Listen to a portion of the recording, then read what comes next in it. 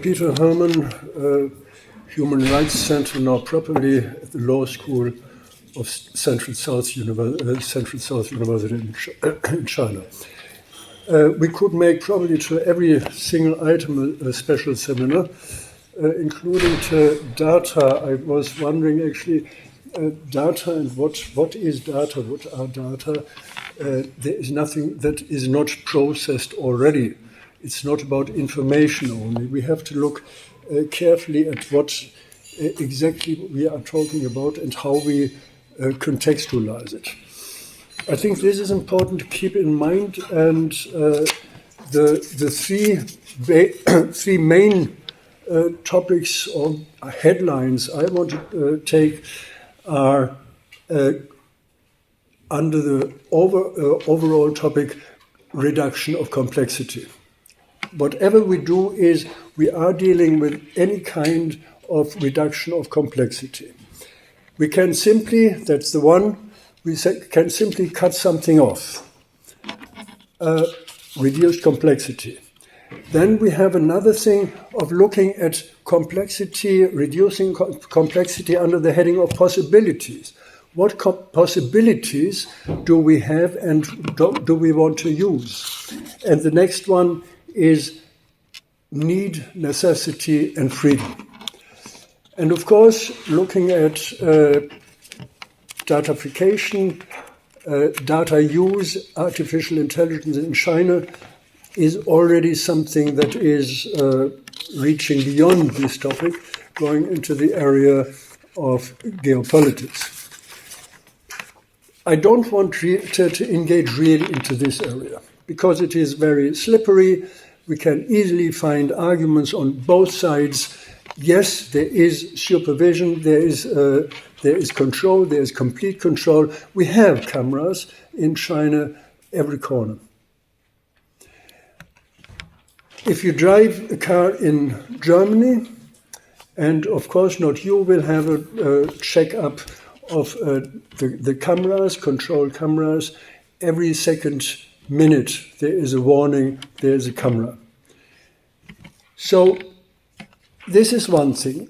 What actually happened, this what is called surveillance in China, is that in at about 2010, I think exactly it had been 2012, there had been a major program set up, and this was about, yes, control. But what was behind it was a control, a specific use that actually the major players in industry, in the industrial system, had been, at least in some areas, under the suspicion of fraud. Fraud was and is a major topic in China. There's no doubt about it. We have to accept this. There are different reasons. The extent, the kind of fraud is very difficult to assess. But this was the target of this program of scoring, or what is today seen as a problem of scoring. The need to control major players with a huge power. We have to consider the dimensions of China with a huge power in terms of the effects they have to be controlled. An individual controlling a major enterprise is not only controlling this major enterprise, but the entire part of industry. And this is part of this economy. And just to give some idea of dimensions, I'm living in a city with 9 million people. We say it's a middle-sized city. This is as well the industry. State-owned industries are major players in China. So it is not just the state controlling people, that's at the outset, but it is, in the general sense, the idea of controlling industries and using this as part of management, of controlling management. And these are, I think, three major elements of the entire story. Sorry. what are we doing? What is the background of our interest in controlling social processes? It is what I said, controlling major players. It is about, and then we come more to the personal level, it is about the control of criminality. And it is something what we know in the 1950s, especially from Europe, what had been called and criticized social management. Kitchen Stories, if anybody knows the film, or I see somebody smiling, is one typical example. Controlling every movement and managing actually how people behave. This is happening in China as well, but it is not a Chinese program, but what it is in many cases just happening on the level of municipalities, and in certain areas. Education, I wouldn't say control, but it is, if you want to use this term, it is control of children. For instance, helping them, I say now helping them, to manage their nutrition, to manage their presence in classes, and not only the presence but as well the participation. Now this is something you can say it is control, but it is something that is as well, and there we come to a major point in the entire story, that is there to train people in social responsibility. The understanding, and this was especially becoming clear during the recent pandemic years in the meantime, the understanding of social responsibility is a completely different one. The understanding of the meaning of individuals is a completely different one. People do not necessarily feel controlled, but they look actually for the help of technical instruments in the area of digitization. I cannot remember when I paid the last time with money, meaning coins and paper money. This is widely accepted. This is a system, of course, where control is possible. Everybody knows where you pay how much for what. But at the same time, it makes life much easier. You don't have to carry money with you. If you carry money with you, it doesn't help. In many cases, because it is not accepted, you pay with the phone. There are two providers, highly monopolized, and this is what happens. It makes life so easy. In many cases, the use of technology, of these gadgets, as we call them in many cases, is very common and is widely accepted, and it is as well expected. If you go to a hospital, we just heard about this, this is an area which is where digital instruments are used, making life easier, and of course, and this is an interesting point there as well, the ambiguity of it. On the one hand, you provide your personal data.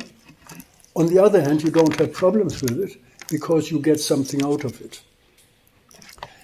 In the first presentation, we heard about the different strands of, we have similar technical means, the application of similar or even the same technical means, but we have a different approach to it.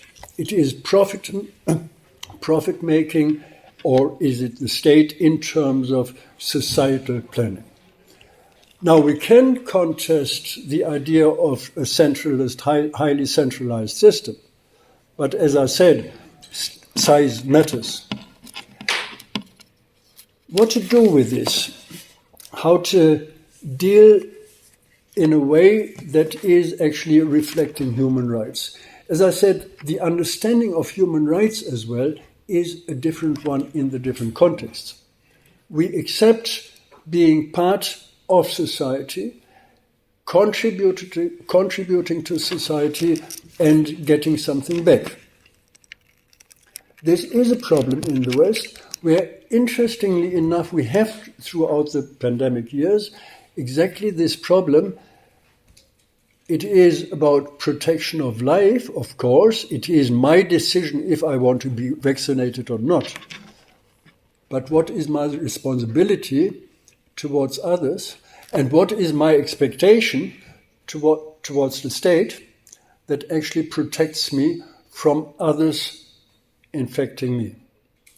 So this is a tricky question for the future. And interestingly enough, and I don't want to use the entire time, because we are already over it, this is an interesting development. On the one hand, we have in the West this discussion, please look, state or whichever institution it is, look after us and provide the means we need. Medicine had been mentioned in the previous presentation, consumption, environmental issues, and. We need a more centralized approach to find answers with these challenges. We have, on the other hand, in China, an increasing interest in data protection. And it is, again, a larger problem of 3 different laws, but as well the data protection on the personal level. We have, I think it is since 2 years now, we have the data protection law in force, enacted, which is borrowed by and large from Europe. So we have a kind of convergence, if you want, looking more at what is happening in the different areas and trying to learn from each other. Trying to learn from each other is one area, and there I want to close. One area where actually Europe has something to learn. China now is controlling the large players, Alibaba, Tencent, and so on. The European Union has huge difficulties and to control the GAFAs, or what happened, the GAFAs, the large players in the industry. We have as well one difficulties here in Europe. We have, or in the West, we have the different national legislation. We have the European Union, the larger Europe, and the United States of America not coming to terms. In China, yes, it is a centralized system. It is very effective. And now, actually, Alibaba will face problems in terms of being not able to use personal data as it had been the case. Do the wrong thing extensively and over some time, and you will fail and you will be controlled. There could be many things said in detail. As said, China is not China. In one area it is that it actually looks at data control or control of these industries as major players. It looks now at the protection of personal data. And what is the baseline really is we have to keep in mind that the understanding of social and individual is different in the traditions. It's not only since the 40s, late end of 40s, it is a tradition going back to Confucius, going back to the Analects, where you find a different understanding of the me, the us, and the we, as we learned in the one contribution. This is important to keep in mind whenever we look at China. Don't believe the media. Don't believe simply in the fact what you see. There is a camera at every corner. Just look what is made with the cameras and where is the trend. The trend is not to switch off the cameras, but at least to move away from this initial idea, yes, we can control we can do the social management of people. Had been an idea, had been an illusion, not countrywide, in several municipalities. Now it is more social management in try to provide the means of helping people to manage life in education, in healthcare, and so on and so forth. Thank you.